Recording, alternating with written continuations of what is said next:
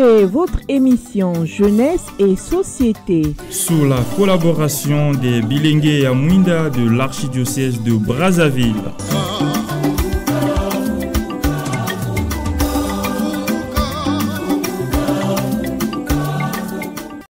Bonsoir à tous les fidèles auditeurs et auditrices de la radio Maria, station Brazzaville, Congo émettant sous la fréquence 92.0 FM, site internet www.radiomaria.org, afriqueradio.org Congo, et bienvenue dans votre émission Jeunesse et Société, abordant des faits socio-juridiques, entrepreneuriales et de la vie des mouvements d'apostolat jeunes de l'Église.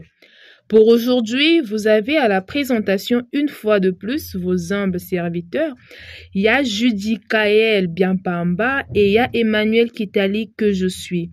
Alors, chers toutes et tous, ce soir, nous allons explorer un sujet capital, crucial et à la pointe, surtout pour nous les jeunes.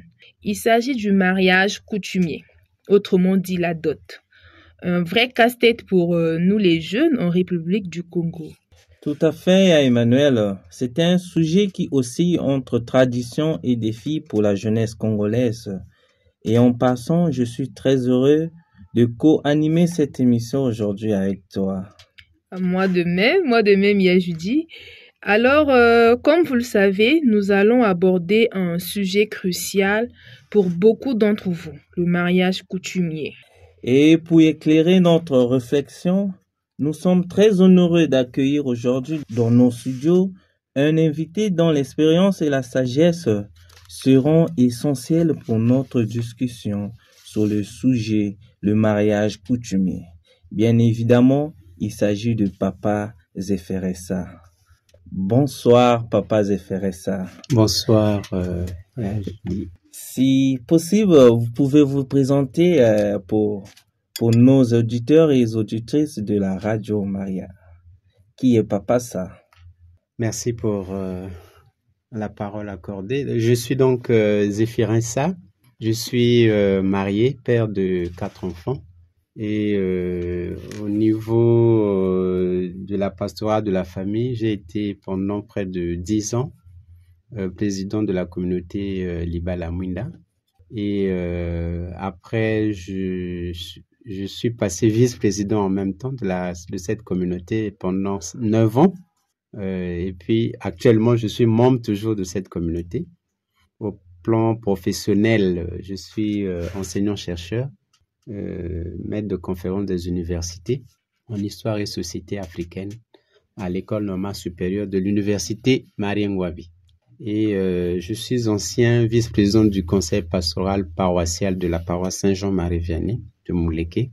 Et j'ai été berger aussi du renouveau pendant 10 ans à la paroisse Saint-Jean-Marie Vianney.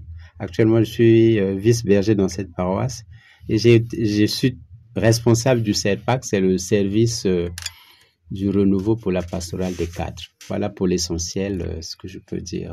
Wow. Soyez les bienvenus à la radio Maria. Votre présence ici sur ce plateau est vraiment précieuse. Merci d'être avec nous une fois de plus. Bienvenue, Papa Zeferessa. Merci beaucoup. Alors, chers auditeurs et auditrices, avant d'entrer dans le vif du sujet, chers auditeurs et auditrices, nous allons d'abord nous tourner du côté de la régie pour un petit coussin musical.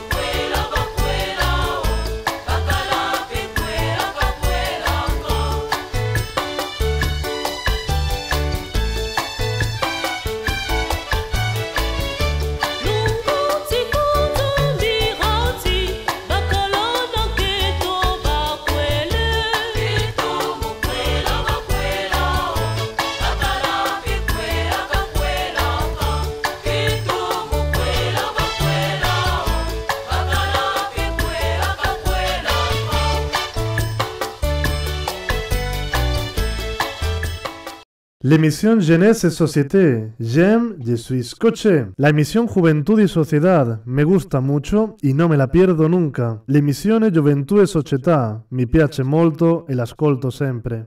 Nous sommes de retour sur le plateau de votre émission Jeunesse et Société. Pour ceux qui viennent de nous prendre de court, ce soir nous parlons du mariage coutumier, autrement dit la dot. Avec notre invité, Papa Zéphirin Sa, qui très certainement saura décortiquer avec nous ce thème. Alors, une fois de plus, Papa Zéphirin, bonsoir. Bonsoir. Et bienvenue dans notre émission Jeunesse et Société. Papa Zéph, nous sommes là autour d'un sujet poignant et très épique pour nous jeunes. Alors, je me pose la question pour commencer. Pouvez-vous nous dire de base, selon nos origines, qu'est-ce que la dot? Merci beaucoup pour la question, mais si vous me permettez, avant, je vous remercie d'abord. Je vous remercie beaucoup pour le travail que vous faites à la Radio Maria. Je remercie aussi tous les responsables, les acteurs de ce média. Merci de m'avoir invité pour débattre de ce thème important. Pour aller directement donc à votre question, il est très important pour les Congolais ou tout Africain et autres personnes de connaître le mariage traditionnel, le mariage coutumier, parce que la dot dont nous allons parler est l'une des caractéristiques du mariage traditionnel. Si vous permettez, le mariage traditionnel a 7 caractéristiques. Ben, je ne vais pas peut-être énumérer les 7, mais je vais droit à la deuxième caractéristique, c'est la dot. La dot, il joue un rôle important comme symbole d'alliance entre les deux familles, comme signe matériel de consentement et comme garantie de stabilité.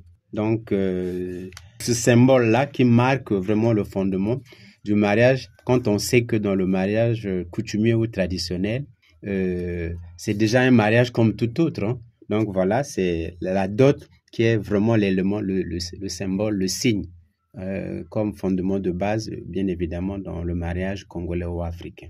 Merci, Papa Zéph. Et pouvez-vous, si possible, nous rappeler brièvement la signification et l'importance de la dot dans notre coutume congolaise africaine? On peut dire qu'il faut vivre ce mariage-là, tel que vous l'avez dit. Il faut user, bien évidemment, une pédagogie. Vous savez que déjà, tout à l'heure, si vous avez permis que je reparte un peu aux caractéristiques. Le mariage coutumier, par exemple, est une union stable, quoi qu'il admette certaines réalités, mais c'est une union stable. Mais il faut partir, bien évidemment, de ce symbole-là qui est la dot. La dot est l'élément de base.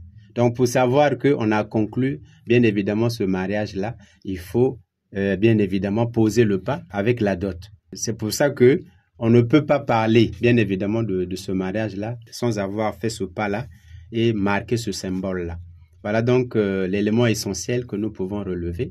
Et donc, par exemple, chez nos anciens, le but principal de ce mariage-là, c'était la procréation.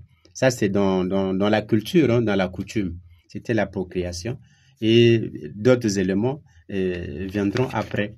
Voilà comment je peux répondre à votre préoccupation. Merci, Papa Zéph. Personnellement, j'ignorais un peu les 7 caractéristiques du mariage. Oui. J'ignorais tout cela. De la dot. Oui, il y en a 7. Merci beaucoup, Papa Zéphirin. En tout cas, nous sommes là, comme nous le disons souvent, à la découverte. Aujourd'hui, nous découvrons encore ce que c'est la dot dans d'autres dimensions. Suite à cette réponse, Papa Zéph, j'aimerais savoir, y a-t-il des disparités importantes dans la pratique de la dot selon les régions plutôt, ou selon les groupes ethniques en République du Congo? Alors, on peut dire que au Congo, les coutumes sont presque les mêmes, hein? Mais bien sûr, on note quelques disparités selon les groupes concernant la dot. Oui. Au niveau de la présentation, par exemple, ce que les autres appellent par premier vin, les présents demandés varient parfois d'un groupe à un autre. Oui. Vous voyez, il y a un endroit où on peut mettre plus, Il y a un endroit où on peut mettre moins. Et il y a un endroit où on peut dire, bon, chez nous, c'est symbolique.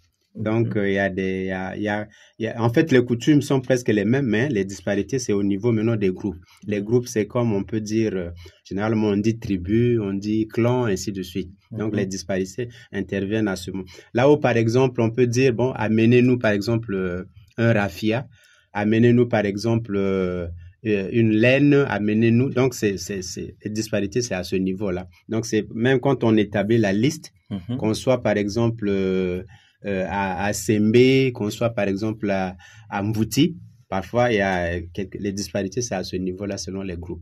Oui, d'accord, merci beaucoup. Ya Emmanuel. Papa Zef, parlons des disparités. Aujourd'hui, il est clair, surtout pour nos jeunes, que le coût de la dot est perçu comme un fardeau financier, ce qui d'ailleurs empêche certains à faire ce premier pas.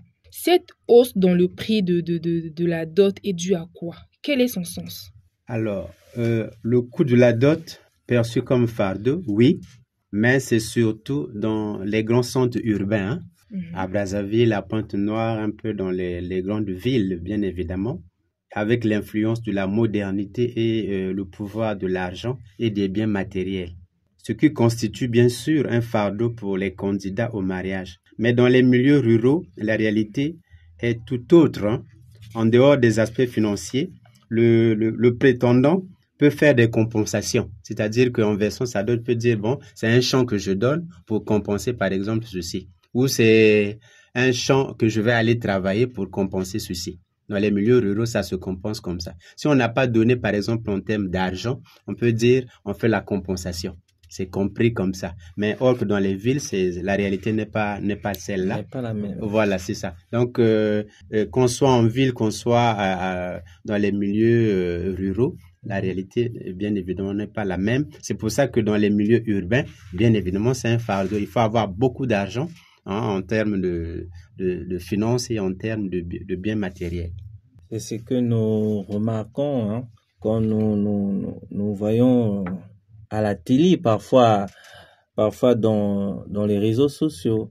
Une fois que je suis tombé sur une image, sur la liste, le futur marié, on l'avait presque toute une maison modernisée. Eh ben, merci beaucoup pour vos réponses. Alors, Papa Zéphirin, en tant que formateur de couple fiancé, quelles sont les autres principales préoccupations que les jeunes expriment aujourd'hui concernant le mariage coutumier? Les autres préoccupations. Oui. On peut dire, par exemple, que aujourd'hui, la dot a presque perdu entièrement son caractère symbolique. Oui, c'est vrai. Même s'il y a des familles qui n'exagèrent pas en le fixant. Cependant, beaucoup de familles, surtout les oncles, gonflent la dot de manière déraisonnable. Oui. Par exemple, ils font un marchandage qui déshonore la jeune fille et qui risque de déstabiliser d'avance le jeune couple. En fait, dès le départ, le mariage traditionnel, la dot est un don exigeant la réciprocité, c'est-à-dire exigeant en contrepartie le don d'une jeune fille par le fait même de la dot. C'est un symbole, comme nous l'avons dit dès le départ, parce qu'il faut éviter que ça soit comme une personne qui est vendue. C'est pour ça que certains parfois, certains qui abusent peuvent dire, bon, j'étais payé cher ou comment, tout ça. Voilà, c'est exagéré un peu. Acheté. Mais la personne ou la femme, c'est pas une marchandise. Voilà ce qu'on peut dire. Ok, merci. Retenons que, chers parents, chers auditeurs, chères auditrices, que la dot n'est pas une commerce, une vente. C'est ça. Voilà.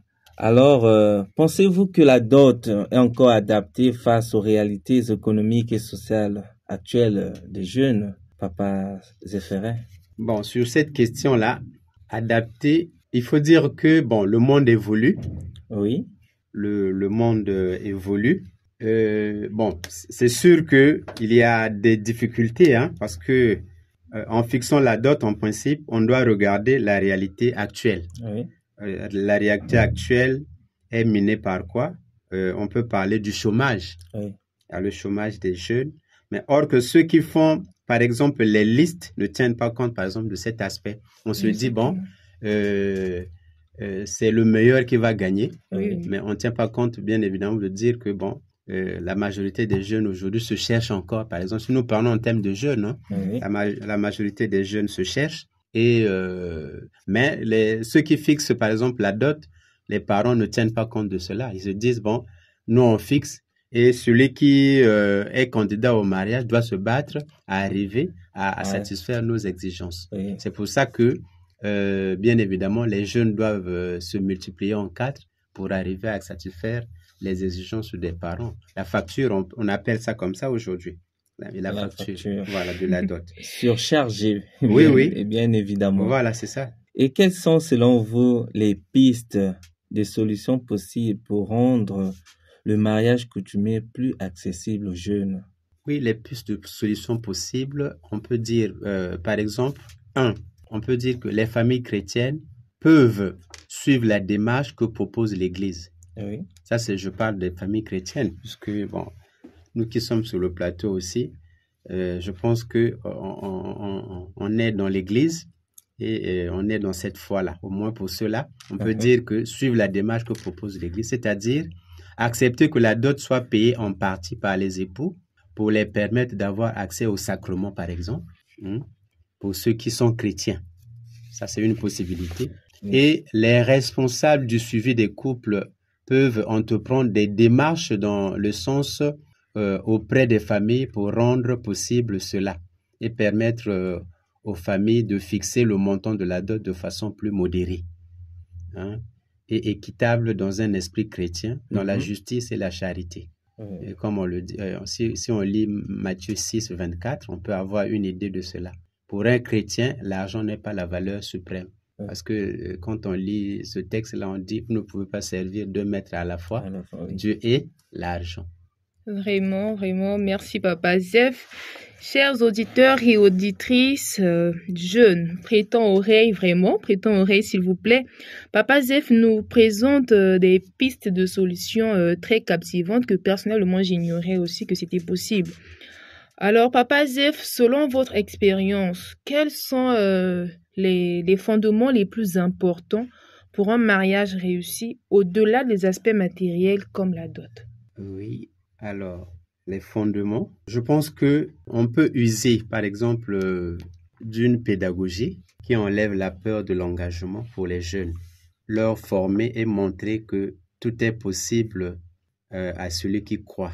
Pour cela, les jeunes doivent apprendre à se préparer au mariage, préparation lointaine et préparation immédiate. Cela passe par la formation permanente et les parents doivent s'efforcer à préparer et orienter leurs enfants dans ce sens, par l'éducation aussi. Parce que tout ce qu'on fait, il n'y a pas de hasard, il faut se former. Et donc, je pense que on doit aussi, de la part des jeunes, éviter, comme on peut dire, éviter l'aventure. Pour les jeunes frères et sœurs qui sont chrétiens, respecter et vivre les valeurs chrétiennes pour relever les défis de la dot pour ceux qui sont appelés au mariage. Merci beaucoup, Papa Zéphéré. C'était un plaisir de vous avoir comme invité sur ce plateau. Alors, Papa Zef, permettez-moi une autre question. Avez-vous observé des initiatives ou des discussions au sein de la société congolaise visant à reformer les pratiques de la dot? Oui, des initiatives. Il y a, par exemple, on peut parler des religieux et religieuses qui accompagnent les jeunes afin d'accomplir cette étape. Parce que la dot fait partie du mariage coutumier. Oui. Le mariage coutumier est presque, on peut dire, la première étape à réaliser avant d'aller à d'autres formes de mariage, par exemple le mariage civil et le mariage religieux. Donc c'est la porte d'entrée. On commence avec les parents et après on va voir l'État et puis on va à l'église si on regarde la démarche. Donc cette étape, il faut la réaliser. Et donc, il y a des accompagnateurs qui existent dans notre société, dans notre église aussi. Par exemple, nous avons parlé de la communauté Libala Mwinda. On accompagne aussi les jeunes dans la démarche. Mais ils doivent demander conseil. S'ils ne connaissent pas comment on fait pour y rentrer, il y a des accompagnateurs qui sont là. Les initiatives des groupes de la pastorale de la famille qui aident les jeunes dans la démarche de la dot. Il y en a aussi à travers leurs conseils. On peut, si ces jeunes-là suivent ces conseils-là, ils peuvent parvenir. Ces groupes vont parfois à la rencontre des deux familles ensemble avec les nzonzi, les parleurs, pour discuter parfois de la dot. Si par exemple on a taxé, je ne sais pas si c'est 3 millions ou combien, ces parleurs-là, avec ces membres des groupes de la pastorale familiale, ils peuvent faire des démarches dans ce sens-là pour aider ces jeunes-là, bien évidemment, à réaliser. Mais je pense que ces jeunes-là doivent se mettre résolument au travail puisque le mariage, c'est un projet qu'on veut réaliser. Eh bien, merci beaucoup, Papa Zef. Aux jeunes auditeurs et auditrices, sachant que le mariage est un projet. Et Papa Zef, merci pour vos réponses. On n'en a pas encore fini. Chères toutes et chers tous, je nous propose donc de souffler un peu et nous retournons du côté de la régie pour un autre petit coussin musical et on espère que ça vous plaira.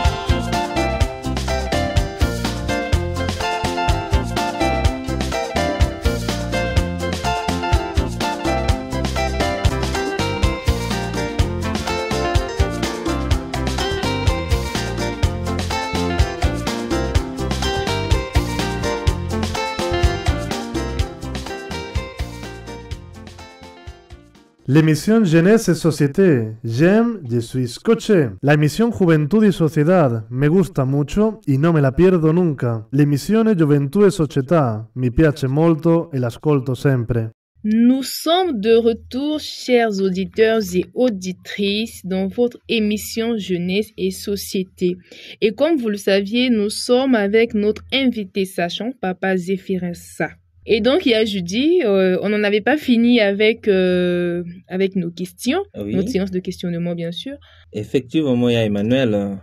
Alors, sans plus tarder, Papa Zéphirin, nous allons avec votre rapport poursuivre notre champ de découverte parce qu'aujourd'hui, nous sommes en train de découvrir beaucoup d'aspects.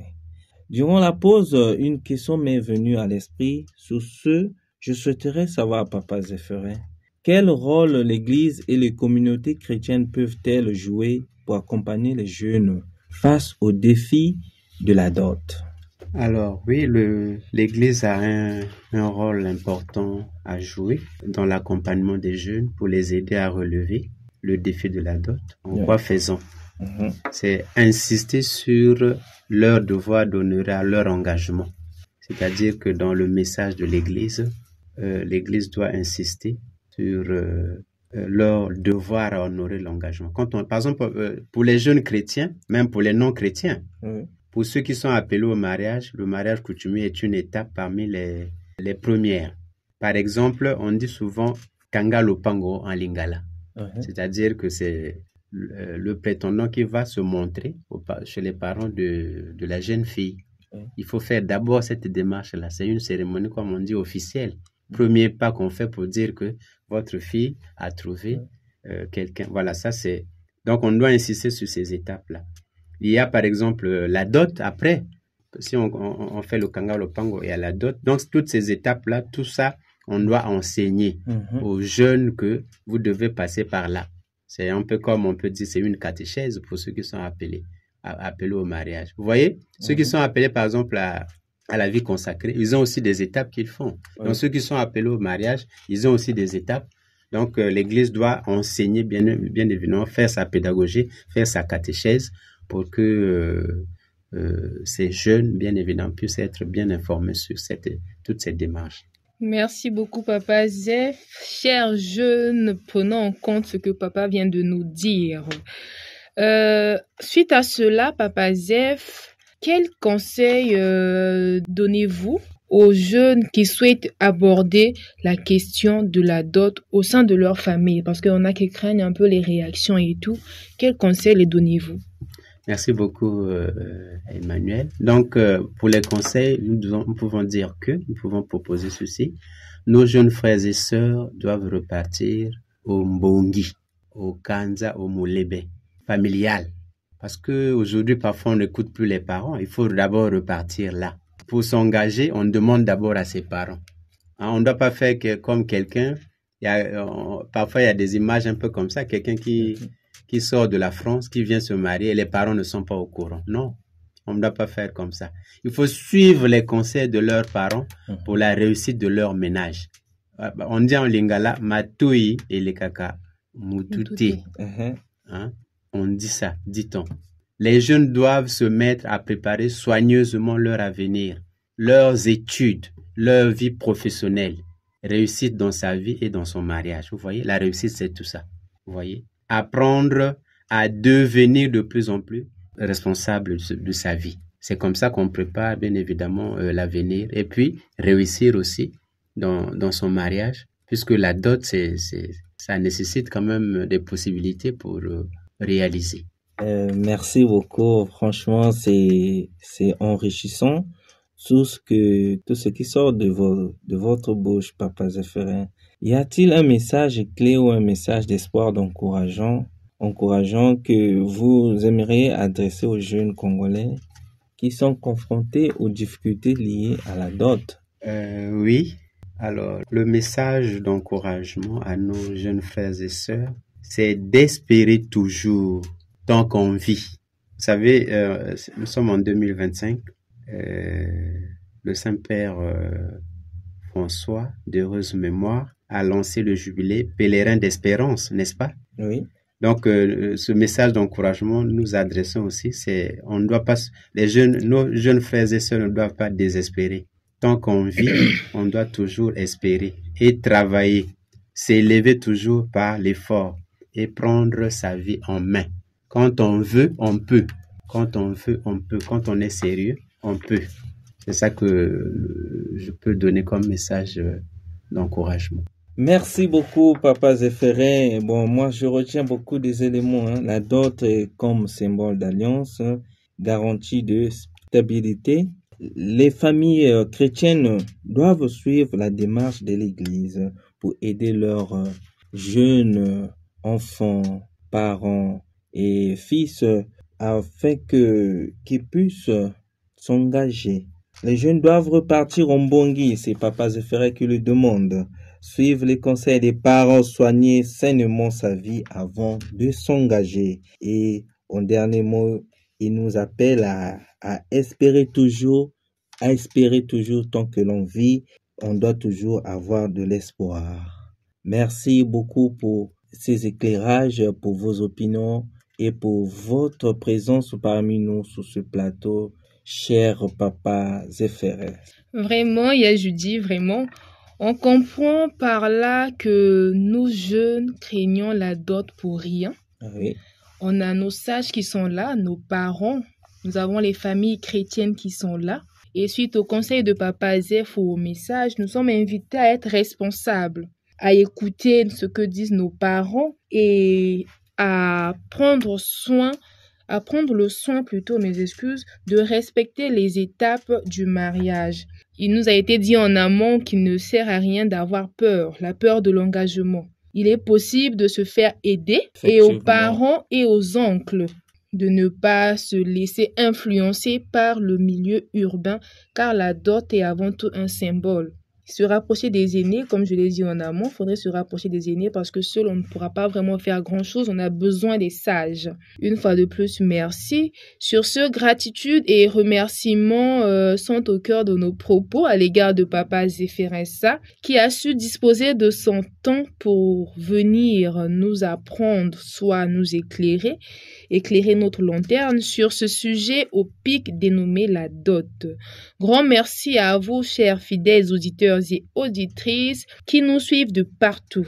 Et un merci soutenu à la régie qui nous accompagne, comme toujours d'ailleurs. Eh bien oui, merci. Nous disons merci à tous. Nous demanderons à Papa Zéphirin peut-être qu'il a une information particulière à passer. Papa Zéphirin. Merci beaucoup pour votre invitation à la radio. Donc, à travers votre tranche d'animation, c'est Jeunes et Société. Oui. L'annonce particulière, c'est que, ici, puisqu'on parle de la dot, il y a la commission diocésaine de la pastorale de la famille, oui, qui existe au niveau diocésain. Donc, cette pastorale-là fait un travail. Et dans cette pastorale-là, il y a aussi la communauté d'Iba La Muinda dont nous faisons partie. Et donc, cette communauté, on est ouvert aux jeunes pour les encadrer, pour les accompagner, bien évidemment, à réaliser leurs projets. Oui. Donc, nos bras sont ouverts, nos cœurs sont ouverts à accompagner les jeunes. C'est ce que nous faisons d'ailleurs avec la communauté Jeunes de la Lumière.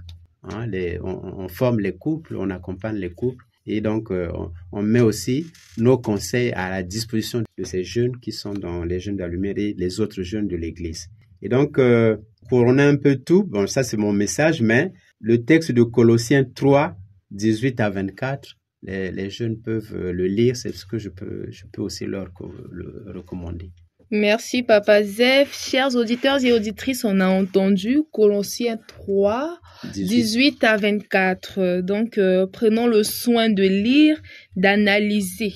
Et sur ce, nous disons merci à tous ceux qui nous suivent de partout.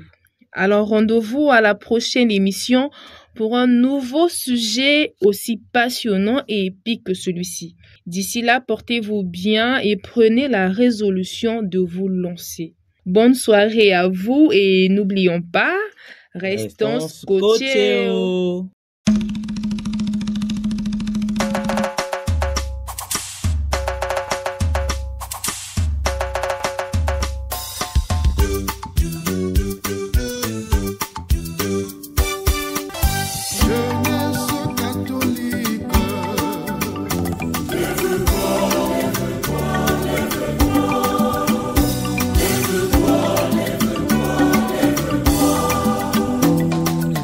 Vous avez suivi votre émission Jeunesse et Société sous la collaboration des Jeunes de Lumière de l'archidiocèse de Brazzaville.